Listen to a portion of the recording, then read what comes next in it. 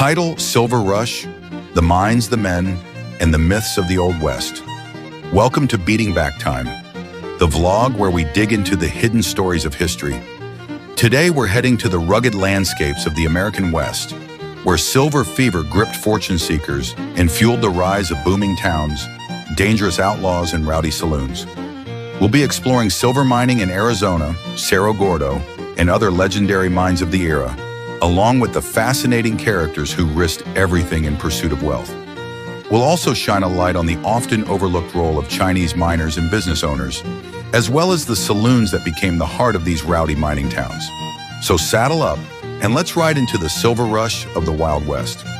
The discovery of silver in the American West set off a rush unlike any other. While the California gold rush of 1849 is well known, silver mining became just as lucrative, if not more so, during the late 19th century. Arizona was home to some of the richest silver mines in the country, including the famous Tombstone mines, where the silver boom led to the rise of one of the most legendary Wild West towns. But Arizona wasn't alone in its silver frenzy. Other states, including California and Nevada, saw the rise of massive mining operations. One of the most fascinating was Cerro Gordo, a remote but incredibly profitable silver mine in the mountains of California. Founded in the 1860s, Cerro Gordo quickly became a center of silver production, shipping massive amounts of ore to Los Angeles, which helped fuel the city's early growth. But wealth came with danger, and Cerro Gordo, like many mining towns, was known for lawlessness, gunfights, and fortune seekers who would do anything for a piece of the riches. The people who built the silver empire mining wasn't for the faint of heart. The men who worked these mines faced extreme conditions, long hours, and deadly cave-ins. Many miners were European immigrants. Irish, Cornish, and German workers brought with them expertise in mining techniques. But one group often overlooked in history is the Chinese miners and business owners, who played a crucial role in the development of these boomtowns. During the 19th century, thousands of Chinese immigrants came to the West, first for the California gold rush, and later for railroad work and mining. While they were often forced into low-paying jobs, some managed to carve out success for themselves. In many silver mining towns, Chinese workers not only mined silver, but also ran essential businesses, including laundries, general stores, and restaurants.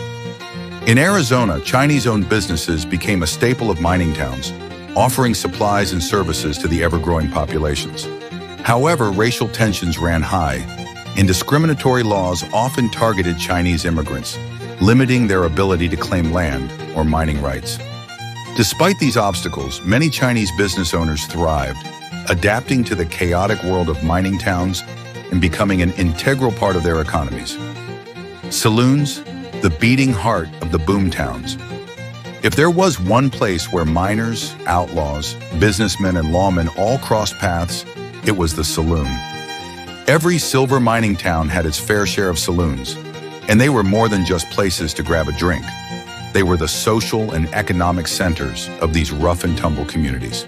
Tombstone, Arizona, was home to some of the most famous saloons of the era, including the Oriental Saloon, where Wyatt Earp himself was known to deal cards. In Cerro Gordo, saloons were filled with rowdy miners looking to spend their hard-earned wages or swindle someone else's. Saloons weren't just about gambling and drinking. Many doubled as hotels, post offices, and even makeshift courthouses. Some were owned by Chinese entrepreneurs who saw an opportunity to cater to both Chinese and non-Chinese customers. Despite facing prejudice, these business owners found success, sometimes even running the most profitable establishments in town. Of course, with alcohol and gambling came violence. Shootouts were common, and law enforcement was often either corrupt or non-existent. The presence of outlaws such as the Clanton Gang in Tombstone only added to the danger. The rise and fall of the silver era. While silver mining brought incredible wealth to some, it was an industry built on uncertainty.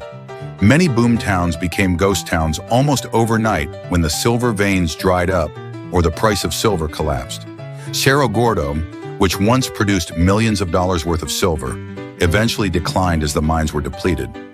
Many of the miners moved on to the next big strike, leaving behind empty buildings and abandoned shafts.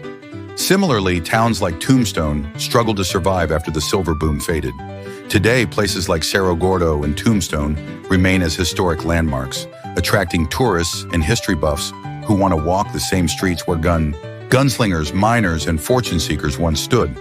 Cerro Gordo is even undergoing restoration, with new owners working to preserve its rich history. The silver mines of the West were more than just places of industry. They were the birthplaces of legends. The stories of hardworking miners, ruthless outlaws, enterprising Chinese immigrants, and bustling saloons paint a vivid picture of a time when fortunes were made and lost in the blink of an eye. Though the silver boom has long passed, its impact on American history remains. The towns, the people, and the myths of the mining era continue to captivate us, reminding us of the raw ambition and adventure that defined the Wild West. That's it for today's episode of Beneath the Surface. If you enjoyed this journey into the silver mining days of the Old West, be sure to subscribe and leave a review. Got a hidden history story you'd like us to cover? Let us know. Until next time, keep exploring the past, because history is always just beneath the surface.